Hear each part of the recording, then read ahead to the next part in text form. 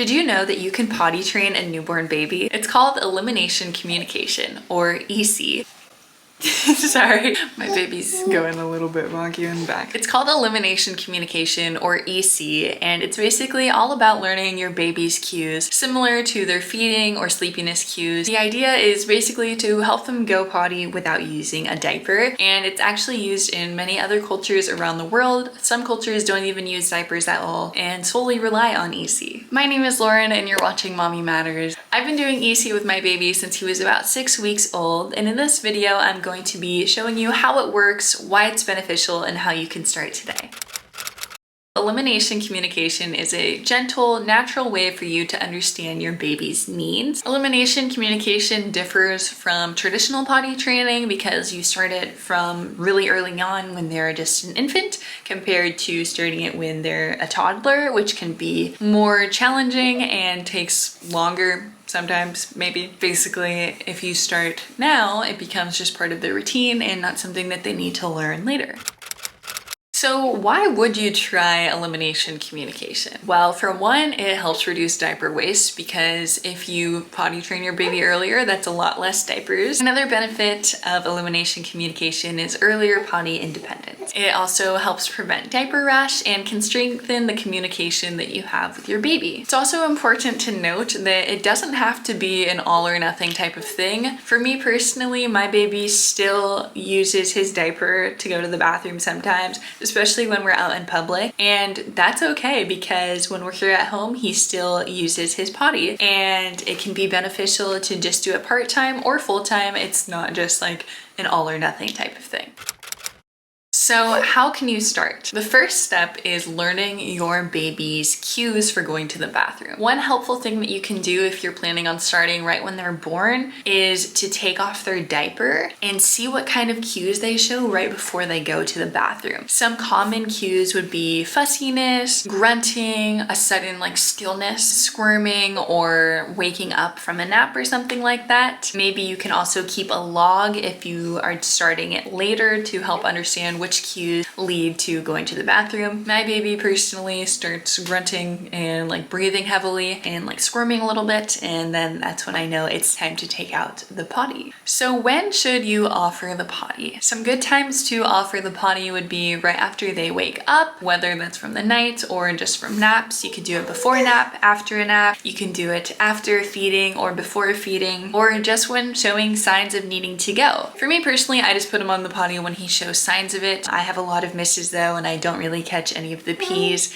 So if that's something that you'd like to do, maybe you should consider putting them on the potty more. But for me personally, I'm fine with just doing it part of the time. So now let's get into the nitty-gritty. How do I actually put my baby on a potty? So the first thing that you're gonna need is the potty itself. This is the Top Hat potty. I will link it down below. I got it on Amazon, and it has this rubber band right here so that it's secure between your legs, and this soft little piece of cloth, I guess for comfort purposes. This is the potty that I've been using since he was about 6 weeks old, and I still use now. He is now 4 months old. After we use this potty, I'm going to transition to the Baby Bjorn potty. It looks like this. I will also link this down below. He's not ready for this one yet. I've tried to put him on it and he hates it, so hopefully we're able to transition to this one. But basically what you're gonna do, you put the potty between your legs like this, and you're gonna grab your baby. I'm using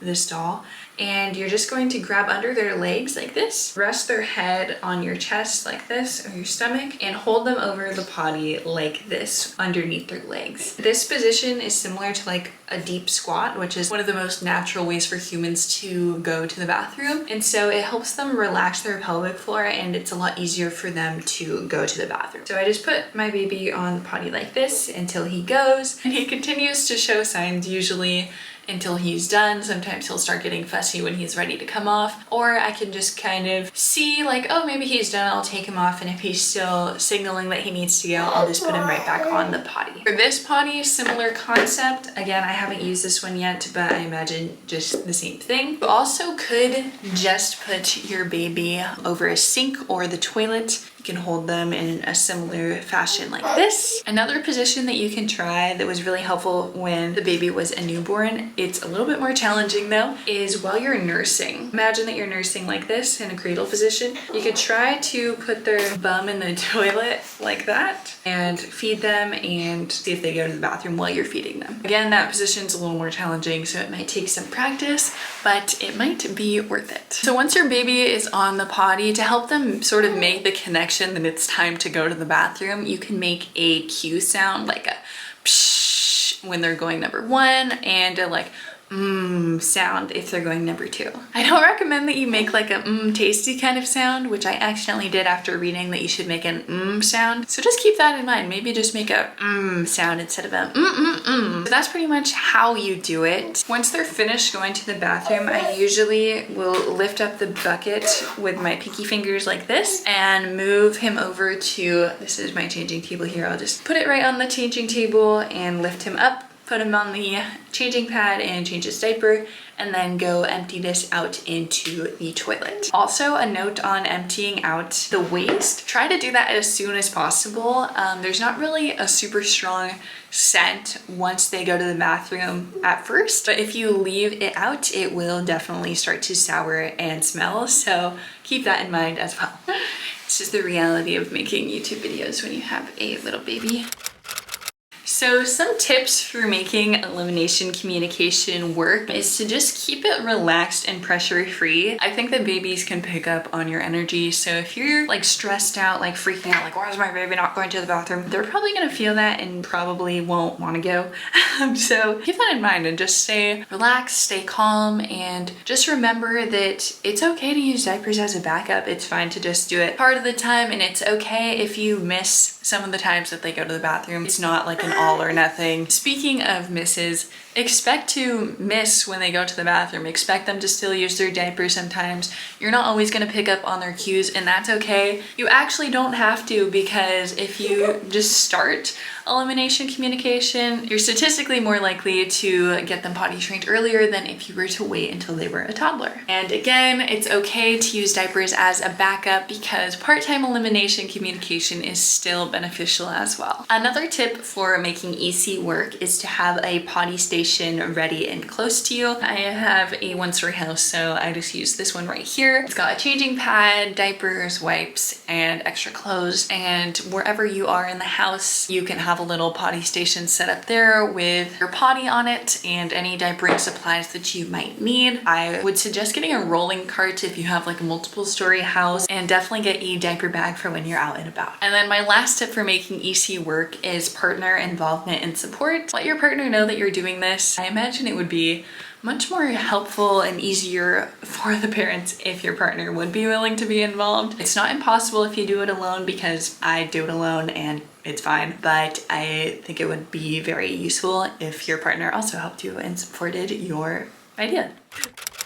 So if you're wondering how to do EC when you're out and about, you can just simply take your potty with you. You can also do the method where you're holding them over the toilet or a sink, or you can just keep doing it at home and not out in public. I personally just do it at home. That's just what's most comfortable for me. He's at the stage now where he grabs things. Now I want to quickly address some challenges and how to overcome them. The first being, what if my baby won't go? If your baby isn't going, I would suggest that you adjust your timing. You can start putting them on right when they wake up, before or after naps, before or after feedings, and just changing up when you put them on the potty and how often. I would also suggest looking more into their cues. Maybe you can try the take off the diaper method and see what they do right before they go to the bathroom. And also just be patient, because it is a learning experience for you and for your baby. The next concern is, what if we have a lot of misses? That is totally normal and totally okay. Like I mentioned earlier, you're not always going to pick up on your baby's cues. You're probably still going to have some dirty diapers, and that's okay. It doesn't have to be perfect. It's still beneficial even if you have misses. And yeah, that's pretty much how you do elimination communication. Like I mentioned earlier, I've been doing it since my baby was about 6 weeks old, and it's been amazing to to connect with him in that way, and to just see him communicate his needs with me just makes me feel so much closer to him, and I'm happy to help him not soil his pants. It's definitely a learning process, but it is so rewarding. So if you're interested in trying out elimination communication, I hope this video was helpful. Feel free to leave any questions or comments below and I will happily answer those. If you did find this video helpful, please give this video a thumbs up, maybe subscribe to my channel and turn on notifications for more videos like this. I also have a lot of other baby related content on my channel, like postpartum advice and some nesting vlogs if you want to check those out as well. And there will surely be more baby content in the future. I will try to list some more resources in the description below if you are looking for more information about EC. But again, thank you so much for watching, and I will hopefully see you around in my next video. Bye!